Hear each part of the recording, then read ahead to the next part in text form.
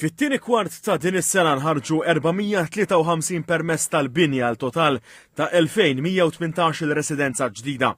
Dan joħroġ mill-aħħar ċifri tal-Uffiċċju Nazzjonali tal-Istatistika li juru li meta mqabbel mal-istess perjodu tas-sena ta' qabel, in-numru ta' residenzi ġodda approvati naqas bi 13.7%.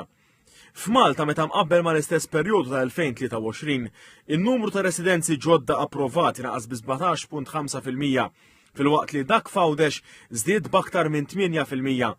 Il-permessi l-ġodda kienu ddominati l-aktar mill-appartamenti li ammontaw għal aktar minn 70% jew kważi 1500.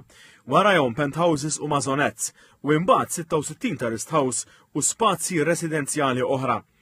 L-aktar lokalità li fiha ġew approvati permessi kien f'San Pawl il-Baħar b'130 residenza ġdida. It-tieni u it-tielet l-aktar popolari kienu il-lokalitajiet ta' Ħażabbar u il-Mosta. Min-naħa l-oħra lanqas li fihom ġew approvati permessi kienu Ħal Tarxien, Ħal Safi u Marsa Xlok.